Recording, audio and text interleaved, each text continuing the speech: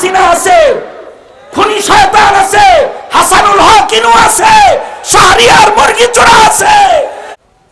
আমি তো 90 সাল থেকে দৌড় দেওয়া জানি না। 90 সাল থেকে আমার হাঁটুতে ব্যথা, আস্তে আস্তে আমি হাঁটি। শেখ হাসিনা আমার নামেও মামলা দিছে, আমি নাকি বাইতুল মুকাররমের উত্তর গেটে ককটেল মাইরা দৌড়ায় নাকি আমি পালাই গেছি। মালতীপুর জামিয়ার উদ্যোগে আয়োজিত ঐতিহাসিক বার্ষিক সম্মেলনের মোহতারাম সাদার, মোহতারাম সভাপতি, উপস্থিত হজরত বুজুর্গ উলামায়ে কেরাম, সম্মুখপানে সমবেত দিন প্রিয়, ইসলাম প্রিয়, দিনদার ইমানদার মুমিন মুসলমান ভাইরা, আল্লাহর দরবারে শুকর, আল্লাহ তাআলা গভীর রজনীতে দ্বীনি নসিহতের মজলিসে ওলামাদের সোহবতে জান্নাতের বাগানে আমাদের আল্লাহ তাআলা আসার বসার তৌফিক দান করেছেন। কালিমাতুশ শুকর পড়ি, শুকরিয়া আদায় করি আলহামদুলিল্লাহ। আমার আগেও আমার পিতৃতুল্য মুরব্বী আল্লামা জুনায়েদ আল হাবিব দামাত বারকাতুহুম সিদ্ধান্তমূলক কিছু কথা আপনাদেরকে শুনাইছেন। আর আমার পরে আমার অত্যন্ত শ্রদ্ধাভাজন মুরব্বী বড় ভাই হজরত মৌলানা নূর হোসেন নুরানি, মুফতি নূর হোসেন নুরানি দামাত বারকাতুহুম, তিনি চলে এসেছেন। আগে যেজন গেছেন উনিও গরম, আর পরে যেজন আসতেছেন উনিও গরম। আমি শারীরিকভাবে খুব নরম, সুতরাং আমি শুধু মোহতামিম সাহেব আমার নাম ইশাআত করেছেন। আমি অসুস্থ, এই ওজরে যদি হাজিরা না দিই উনি শর্মিন্দা হইবেন। শুধু উনি যেন শর্মিন্দা না হন, এজন্য আপনাদের সামনে হাজির হয়ে গেছি। বরকতের নিয়তে খুব ঠান্ডা আকারে 2-4টা কথা একেবারে মুখতাসার বলার ইরাদায় আয়াত হাদিস আপনাদের সামনে পেশ করেছি।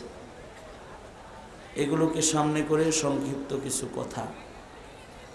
আমাদেরকে একজন বানাইছেন, আমাদের একজন মনিব আছেন, মালিক আছেন, স্রষ্টা আছেন। তিনি কে? অবশ্যই আল্লাহ তাআলা কোনো কিছু অযথা বানান না। আল্লাহ তাআলা যা কিছু বানাইছেন সব কিছুরই একটা উদ্দেশ্য, মাকসাদ আছে। আমাদেরকে যে আল্লাহ তাআলা বানাইছেন, আমাদেরকেও অযথা বানান নাই, আমাদেরকেও আল্লাহ তাআলা একটা উদ্দেশ্যে সৃষ্টি করেছেন। আল্লাহর যত সৃষ্টি আছে সকল সৃষ্টি 2 প্রকার।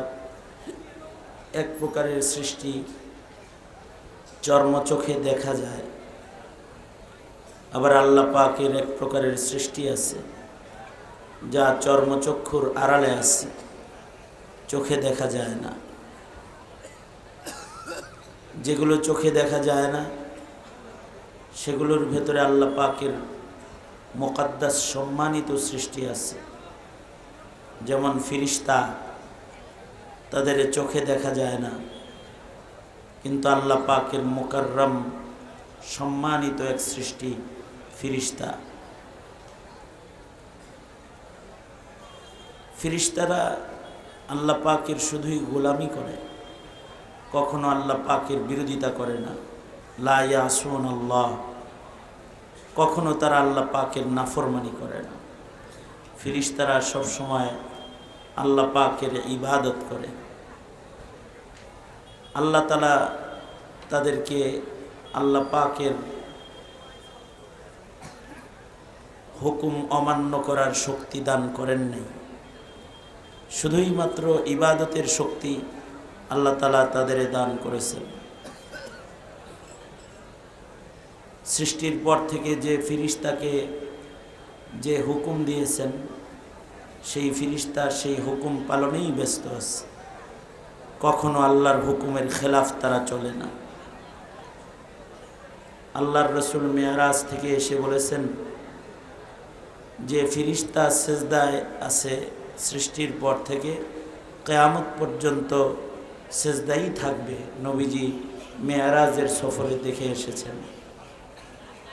যে ফিরিস্তা রুকুর হালতে আছে সে কিয়ামত পর্যন্ত রুকুতেই থাকবে, সৃষ্টির পর থেকে রুকুতে আছে, কখনো তার মাথা উত্তোলনের চাহিদাও জন্মগ্রহণ করবে না। হযরত ইসরাফিল আলাইহিস সালাতু ওয়াস সালামকে, এই এদিকে তাকা বেটা, দোনো হাত উপরে তোলেন, দোনো হাত উপরে তোলেন, সোজা করেন, এক হাত নামান, দোনো হাত নামান, আবার দোনো হাত তোলেন, জবান খুলে আওয়াজ করে বলেন সুবহানাল্লাহ, আরো জোরে আওয়াজ করে বলেন আলহামদুলিল্লাহ, আওয়াজ করে জোরে করে বলেন আল্লাহু আকবার। হাত নামান, আবার এক হাত তোলেন, হাত নামান। এই যেমন আমার দিকে ছিলেন, আপোষে কথা বন্ধ করেন, এদিকে থাকেন। তো আমি যেটা বলতেছিলাম, ফিরিস্তারা কখনো আল্লাহ পাকের নাফরমানি করে না। আল্লাহর রসুল ইসরাফিলকে দেখে এসেছেন, ইসরাফিল সিংহা মুখে নিয়ে এক পা সামনে এক পা পিছনে দিয়ে দাঁড়িয়ে আছে। কবে আল্লাহ পাক তাকে বাঁশি বাজাইতে নির্দেশ করবেন, সিংহা ফুঁক দিতে নির্দেশ করবেন, এটা কেউ জানে না, জানে একমাত্র আল্লাহ কিয়ামত কবে হবে।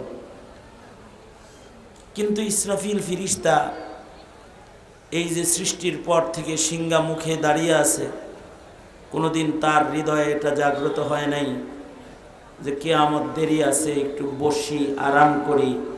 আল্লাহ পাকের হুকুমের খেলাফ এক জাররা কোনো কিছু কখনো তার হৃদয়ে আসে নাই, আসবেও না। আমাদের ডান কাঁধে বাম কাঁধে ফিরিস্তা আছে। আমাদের জন্মের পর থেকে মৃত্যু পর্যন্ত দুইজন ফিরিস্তা আমাদের ডানে বামে কাঁধে বসে ডিউটি করে। কিরামান কাতিবিন ইয়ালামুনা মা তাফআলুন। আমরা যেখানে যাই তারা সেখানে যায়, আমাদের সাথে সব সময় থাকে, আমরা যা করি সব তারা জানে। ফিরিস্তা আছে না নাই? জোরে বলেন আছে না নাই? নাস্তিকরা বলে ফিরিস্তা নাই, কারণ ফিরিস্তা দেখা যায় না, তাই ওরা ফিরিস্তা মানে না।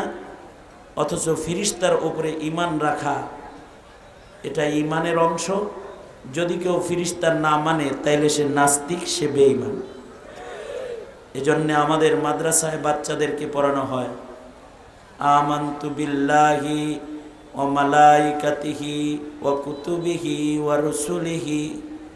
দ্বিতীয় নম্বরেই বলা হয় আমানতু বিল্লাহি ওয়া মালাইকাতিহি, আল্লাহর তৈরি ফিরিস্তাদের উপরে ঈমান। অর্থাৎ ফিরিস্তা আমাদের ডানে বামে আছে, এটা বিশ্বাস করতে হবে। তারা আমাদের নেকি বদি লিখতেছে, আমাদের আমল নামা তারা প্রস্তুত করতেছে। আমরা দেখি না, কিন্তু বিশ্বাস করার নাম কি? জোরে আওয়াজ করে বলেন, বিশ্বাস করার নাম কি? ঈমান। যার এই বিশ্বাস নাই, তার ঈমান নাই, সে বেঈমান। এই যে ডিউটি করতেছে, কোনোদিন তারা আমাদের সাথে দেখা দেয় না। শুধু দেখা দেয় না তা না, আমাদের কৃত নেক দেখে কখনো আমাদের বাহবাও দেয় না, ধন্যবাদ শুনছেন এটা কথা কন না কে। অথবা আমাদের গুনাহ দেখে আমাদের ধমকিও দেয় না, এই আকাম করস কে, এরকম আওয়াজ শুনছেন কোনোদিন? লা ইয়াসুন আল্লাহ, তাদের আওয়াজ করা নিষেধ। তারা আল্লাহ পাকের নাফরমানি কখনো করে না, কখনো আমাদের সাথে দেখা দেয় না। হ্যাঁ, আল্লাহ যার সাথে দেখা দিতে বলেন তার সাথে দেখা দেয়। যেমন হযরত জিবরাইল আল্লাহর নির্দেশে নবীজির সাথে মানব আকৃতিতে দেখা দিয়েছেন। ফিরিস্তাকেও কখনো কখনো মানুষের আকৃতিতে আল্লাহ তাআলা নবীদের কাছে পাঠাইছেন, তারা নবীদের সাথে দেখা দিয়েছেন মানব আকৃতিতে। যেমন লূত আলাইহিস সালাতু ওয়াস সালামের মহল্লায় ফিরিস্তারা মানুষের আকৃতিতে গেছে, সুদর্শন বেরেশ যুবকের আকৃতি নিয়ে তারা গেছে। হযরত ইব্রাহিম আলাইহিস সালাতু ওয়াস সালামের দস্তরখানে আল্লাহ পাক তার বন্ধুকে খানা খাওয়ানোর জন্য ফিরিস্তাকে মানুষের আকৃতিতে তার দস্তরখানে পাঠাইছেন। হযরত কালিমুল্লাহর সামনে ফিরিস্তাকে ছাগলের আকৃতিতে পাঠাইছেন। সারাদিন দৌড়াইছে, ছাগল ধরতে পারছে না, কারণ এটা ছাগল ছিল না, এটা ফিরিস্তা ছিল। পৃথিবীর সব পয়গম্বর দিয়ে আল্লাহ ছাগল পালাইছেন, সব নবীরা ছাগল পালছে, আমাদের নবীজিও ছাগল পালছে। নবীদেরকে দিয়ে ছাগল পালানোর দুই কারণ, কারণ ছাগলের সাথে উম্মতের সাথে মিল আছে, মানুষের সাথে মিল আছে। ছাগলের একটা দোষ হলো ছাগল তেরা। ছাগল কি? হ্যাঁ বইয়া রয়েছে, ছাগল কি? ছাগল তেরা তেরা। ছাগল যখন ব্যাক গিয়ার দেয় তখন চায়ের পায়ে ব্যাক গিয়ার দেয়, পানিতে টান দিয়ে দেখেন একবার কিরকম তেরার তেরা। ছাগলের আর একটা দোষ হলো ছাগল দুর্বল। কুকুরের পিঠেও কিছু দেওয়া যায়, কিন্তু ছাগলের পিঠে কিছু দেওয়া যায় না, এটা হইতে পারে দুর্বল। কিন্তু লাফাই এমন লাগে যিনি অনেক কিছু পারে, হাসিনার মতো। জন্মের পরেই এক ডোয়ার থেকে, এক উঠান থেকে আর এক উঠানে ডিগবাজি, লাফানি, গুতাগুতি সব দেখাইতে থাকে, আসলে পারে না, আন্ডাডাও দুর্বল। মানুষ ওই রকম, মানুষ বড় দুর্বল, দেখায় একেবারে হ্যাং করেঙ্গে ত্যাং করেঙ্গে, সব মানুষের রক্ত লেঙ্গে, লেকিন ক্ষমতা নেহি ছড়েঙ্গে, এগুলো বল, কিন্তু আসলে দুর্বল। এমন দুর্বল মাটি দিয়ে হাইটাও যায় না। স্বাধীনতার পরে কেউ এমন দুর্বল হয়ে পালায় নাই, হাসিনা যেমন পালাইছে। আর ছাগলের মতো এমন লাফান লাফাইছে লাগে যিনি যে হের চাইতে শক্তিশালী আর কেউ নাই। তবে মানুষ তেড়া, হাসিনাও তেড়া। হাসিনা কিন্তু খুব তেড়া। হাসিনা তেরামি করে ক্ষমতায় থেকেছে বহুদিন, তেরামি করে থেকেছে, যোগ্যতা দিয়ে না।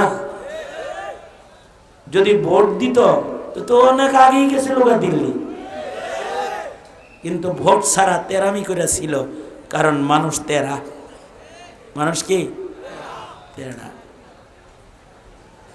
তবে তেরা হইলেও মানুষ দুর্বল, খুব তেরা। কিন্তু যখন ঠেলায় পড়ছে তখন যা রান্না করছে তা খাওয়ার ক্ষমতা হয় নাই, চলে গেছে, এত দুর্বল। বলে যেতে পারে নাই, পালিয়ে চলে গেছে, দুর্বল। মানুষের ভেতরে যেহেতু এই দুই দোষ আছে, এই দুই দোষ ছাগলের ভিতরে আছে, এই দুই দোষ সহকারে উম্মতকে পালতে হইলে ছাগল পাইলা ট্রেনিং নিয়ে নিলে বিষয়টা নবীর জন্য সহজ হবে। তাই নবী দিয়ে আল্লাহ ছাগল পালাইছে, সব নবীরা ছাগল পালছে।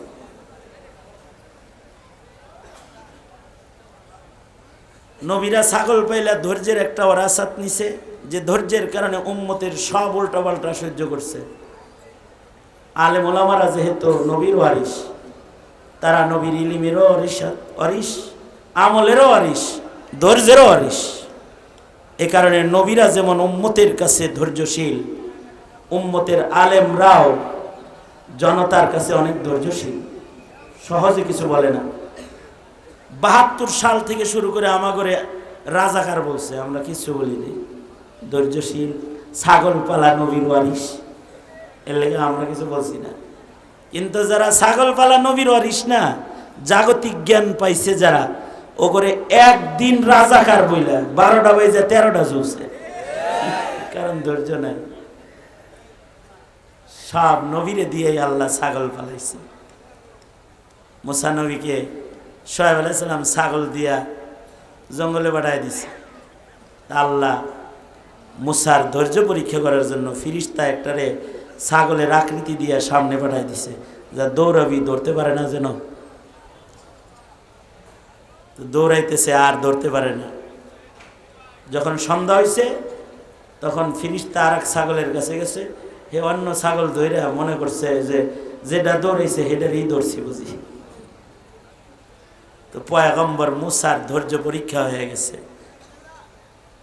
পয়গম্বর মুসা ছাগলটাকে ধরার পরে তো আছাড় দেওয়ার কথা ছিল, তাফসীরে কাশফ, রুহুল বায়ান এগুলোর ভিতরে আছে পয়গম্বর মুসা ছাগল ধইরা আর ছাগলরে আছাড় না দিয়া এটারে কোলে সুন্দর করে শোয়াইছে, শোয়াইয়া ছাগলের হাঁটু টিপা দিতেছে। কি লেগে দরকার ছিল এরকম দৌড়ি করে হাঁটু ব্যথা করার? আমার হাঁটু ব্যথা করতেছে, তোরটাও ব্যথা করতেছে, তুই শুয়ে থাকা, আমি তোর হাঁটুটা টিপা দিই। তা আল্লাহ বললেন, মুসা এত নিচেই যেহেতু নামছ, আসো তোর পাহাড়ে আসো, তোমাকে কালিমুল্লাহ বানায় উপরে উঠাই। ছাগলের পায়ে হাত দিয়া টিপনি মারছ, যাও তোমারে কালিমুল্লাহ বানাই। আলেমরা পাবলিকের অত্যাচার সহ্য করে, তখন আল্লাহ বলে, মৌলবী এই পাগলের অত্যাচার যেহেতু সহ্য করছ, আসো তোমাকে সিদ্দিক বানাই, তোমাকে ওলি বানাই, তোমাকে আহলুল্লাহ বানাই। তারা ধৈর্য ধরে অনেক বেশি। তো ফিরিস্তা কখনো কখনো ছাগলের আকৃতিও ধরেছে যখন আল্লাহ ধরার নির্দেশ দিছে। কিন্তু অদৃশ্যের আর একটা সৃষ্টি আছে, জিন। ফিরিস্তা আর জিনের ভেতরে ব্যবধান হলো, ফিরিস্তাকে আল্লাহ তাআলা নূর থেকে বানাইছেন আর জিনকে আল্লাহ তাআলা আগুন থেকে বানাইছেন। ফিরিস্তাকে নফস দান করেন নাই, জিনকে নফস দান করেছেন। মানুষকে যেমন নফস দান করেছেন, জিনকেও নফস দান করেছেন। মানুষের ভেতরে যেমন নফস আছে, ফাআলহামাহা ফুজুরাহা ওয়া তাকওয়াহা, জিনদের ভেতরেও নফস আছে। এ কারণে জিনেরা কিন্তু আল্লাহর অনুমতি ছাড়া বিভিন্ন আকৃতি ধারণ করে, কারণ তাদের নফস আছে।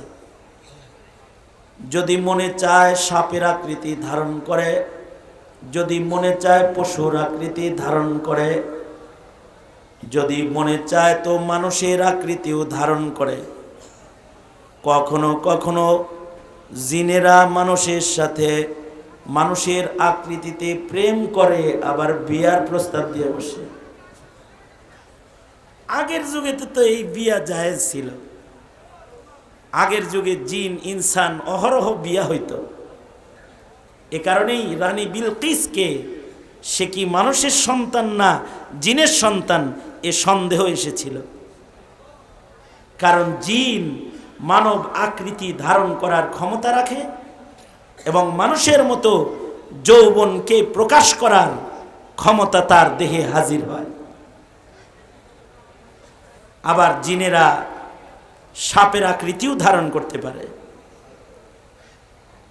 জিন আর ইনসানের ভেতরে তফাৎ হলো, ইনসানকেও আল্লাহ তাআলা নফস দিছেন, কিন্তু ইনসানকে দৃশ্যের মখলুক হাইওয়ান বানাইছেন আর জিনকে অদৃশ্যের বানাইছেন।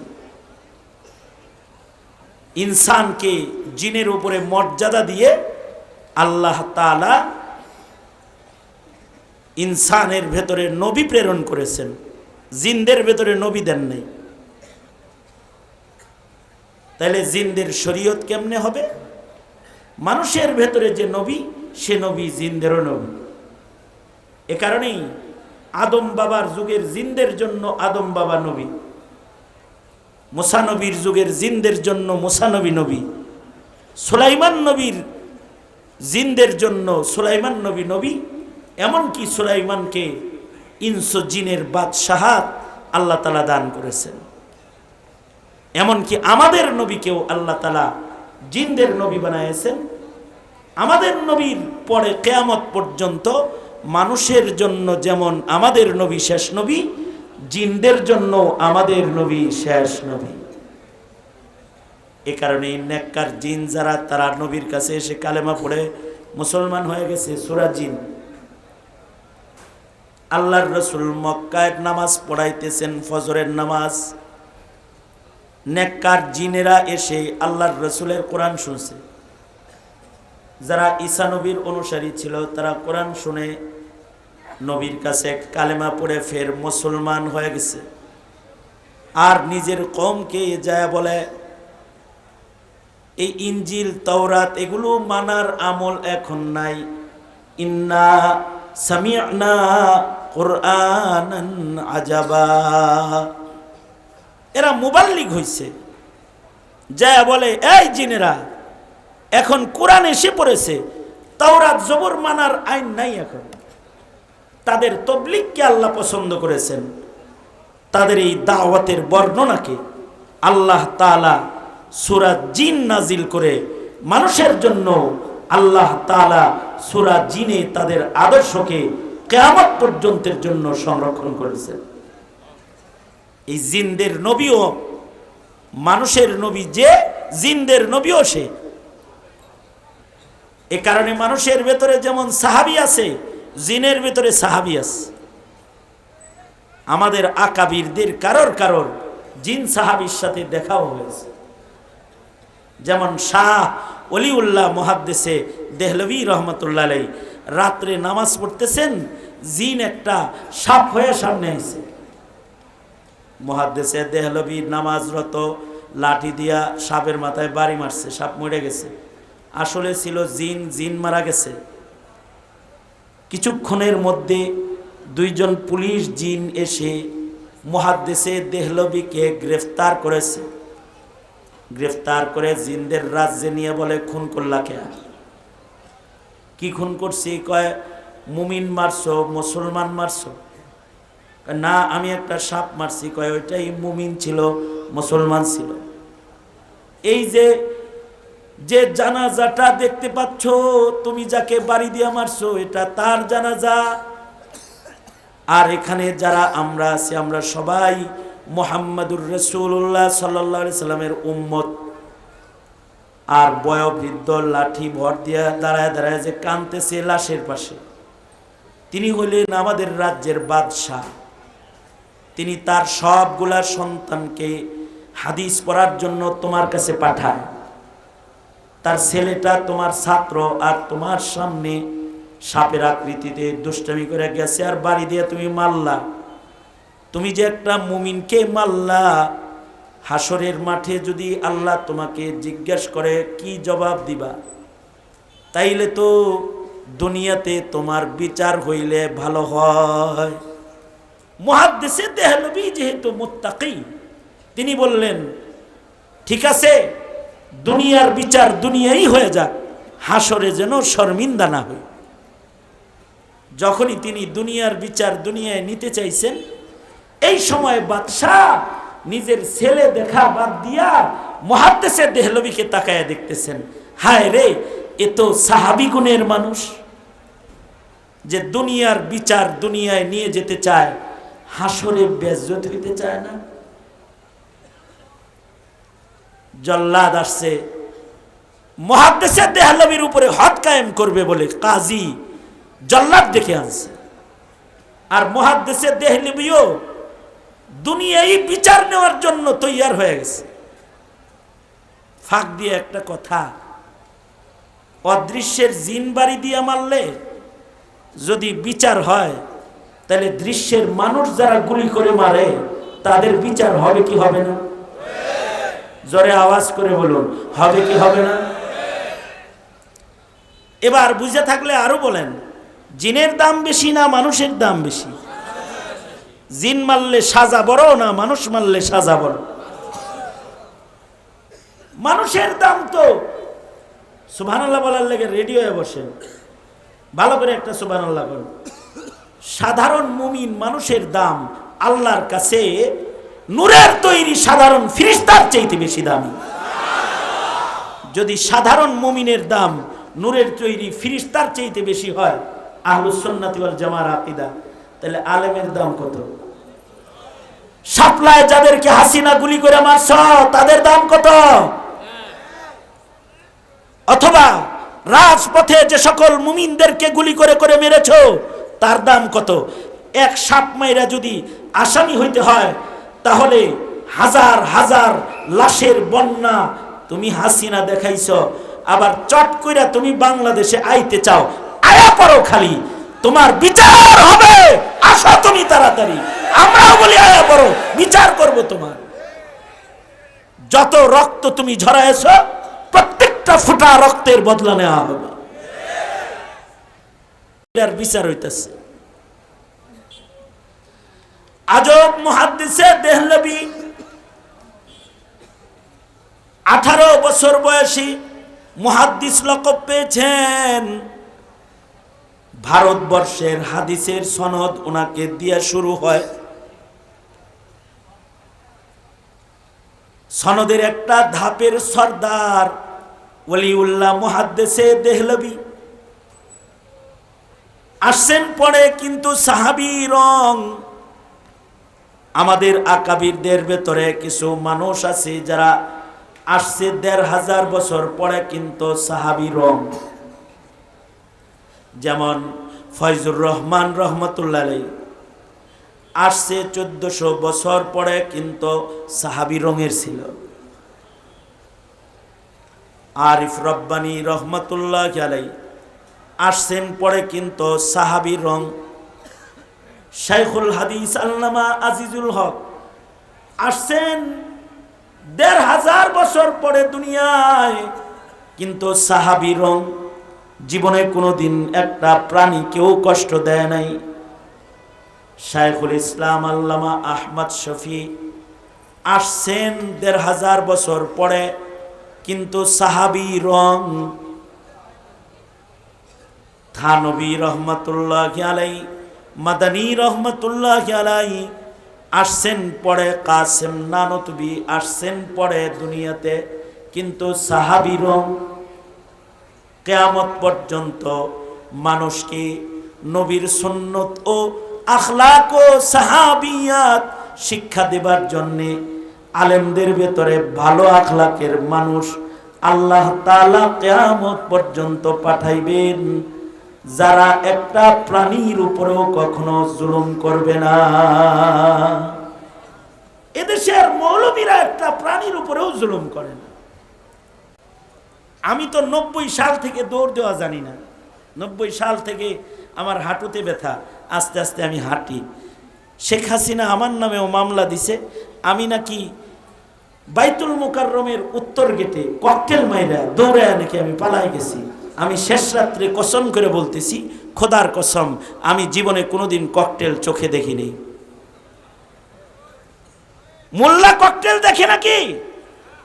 মোল্লা তো তাসবিহ আর মিসওয়াক নিয়ে থাকে, হকি স্টিক আর ধারালো অস্ত্র আর রিভলভার আর গোলা বারুদ নিয়ে মোল্লারা রাস্তায় চলাফেরা করে না।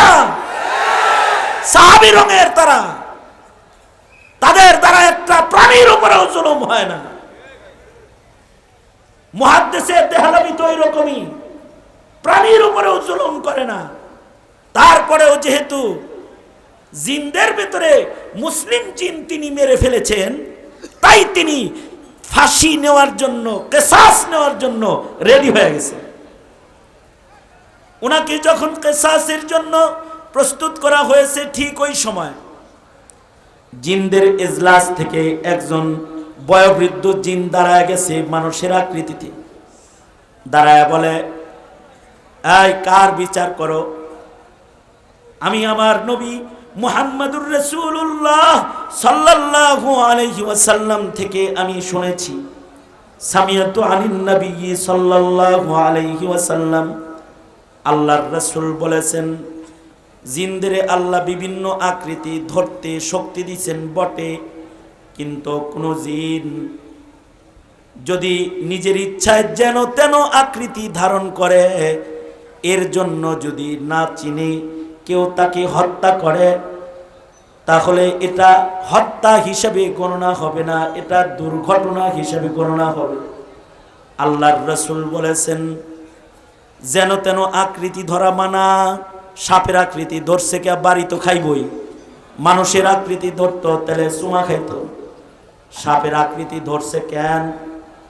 সাপের আকৃতি ধরার কারণে লাঠির দ্বারায় বাড়ি দিয়ে যে মারছে, এই মায়ের দ্বারায় কিসাস নেওয়া যাবে না।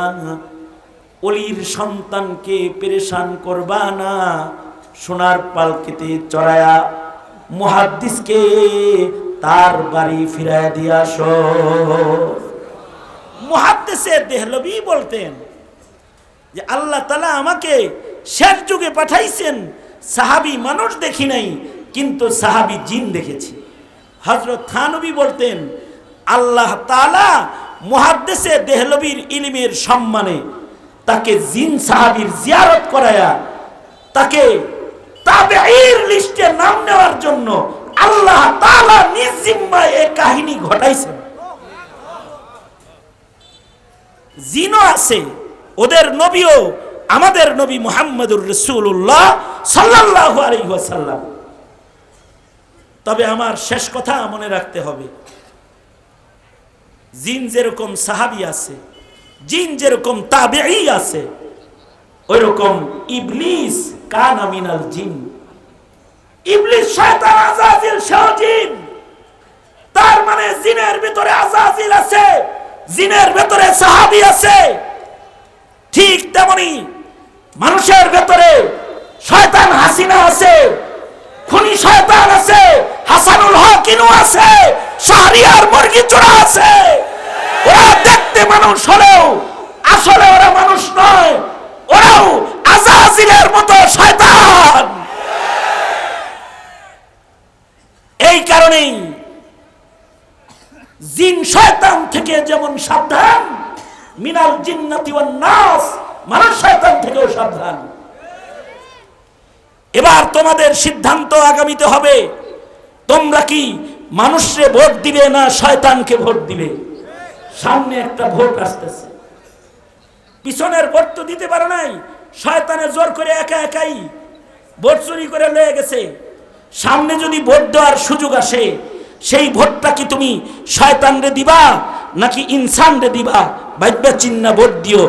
মার্কা দেখা ভোট দিলে পরে শয়তানের বাক্সে ভোট পড়লে আল্লাহর আদালতে ভোটের কারণে তুই খুনের আসামি হবি, তুই খুনের আসামি হবি। তাইলে বলবেন হুজুর ভোট দিয়াও কি ইবাদত হয়? হ্যাঁ, মানুষের প্রতিটি কাজ ইবাদত। ওয়ামা খালাকতুল জিন্না ওয়াল ইনসা ইল্লা লিয়াবুদুন। মানুষকে আল্লাহ ইবাদতের জন্যই বানাইছেন। ভোটও ইবাদত। ভোট যদি জায়গা মতো যায় ইবাদত হয়, আর যদি ভোট ভিন্ন জায়গায় চলে যায় তাইলে এটা গুনাহে কবিরা হয়। আওয়ামী লীগরে যারা ভোট দিছিলা তারা গুনাহে কবিরা করেছিলে। শাস্তি খালি হাসিনার না, ভোট সিল তুমি মারছো না, তোমারও বিচার হবে। ঠিক বললেও ঠিক, না বললেও এটাই ঠিক, আল্লাহ দিলে। বেঠিক কথা মাইকটা কইতেছি নাকি বেটা? সামনেও তুমি ভোট কারে দিবা? আমি তোমাকে কিছু নীতিমালা বলে দিতে পারি, সেটা হলো এই, তুমি কি নৌকা আর ধানের শীষ কোন মার্কায় ভোট দিবা এটা ভাবতেছ? আমি তোমাকে সহজ সলিউশন দিয়ে দিই, তুমি কোনো শয়তানরে ভোট দিবা না। যে নেতা তার নির্বাচনী ইশতেহারে এটা বলে না যে কাদিয়ানীকে কাফের ঘোষণা করতে হবে, আমি সংসদে গেলে দাবি তুলব, মনে করবা ওটা শয়তান, ওটা ইনসান না, ওটা মুসলমান না, ওকে ভোট দেওয়া যাবে না। যেই নেতা এটা বলবে না যে আমি যদি সংসদে যাই তাহলে নাস্তিকের ফাঁসি নিশ্চিত করব, নাস্তিক মুরতাদ বেঈমান মুসলমানের মাটিতে স্বাধীন চলতে পারে না, নাস্তিক মুরতাদের ফাঁসি চাই, এটা যে বলে না, মনে রাখবে এটা মুসলমানের ঘরের মুসলিম নয়, এটা ঘরে মুসলিমের কিন্তু সুরতে মুসলমান, আসলে সিরতে শয়তান। নির্বাচনী ইশতেহারে যারা ধর্মকে অগ্রাধিকার দিবে না, নির্বাচনী ইশতেহারে যারা উলামায়ে কেরামের সাদারতকে গ্রহণ করবে না, ওগুলো শয়তান। সামনের নির্বাচন যদি তুমি ভালো মানুষকে একটা ভোট দাও, তোমার ভোটও হবে ইবাদত। শুধুই মাত্র তোমার ভোট ইবাদত তা নয়, তোমার ওযু, তোমার ইস্তেনজা, তোমার গোসল, তোমার খাবারের লোকমা, তোমার ঘুম, তোমার জাগ্রত থাকা, তোমার চলাফেরা, তোমার ওঠা বসা, সব আল্লাহ ইবাদত বানাইছেন। মানুষ হিসেবে তুমি নবীর তরিকায় সব করবে, তোর সব ইবাদত। আর যদি নবীর তরিকার বাইরে করো তাহলে এটা তোমার জন্য মাসিয়াত।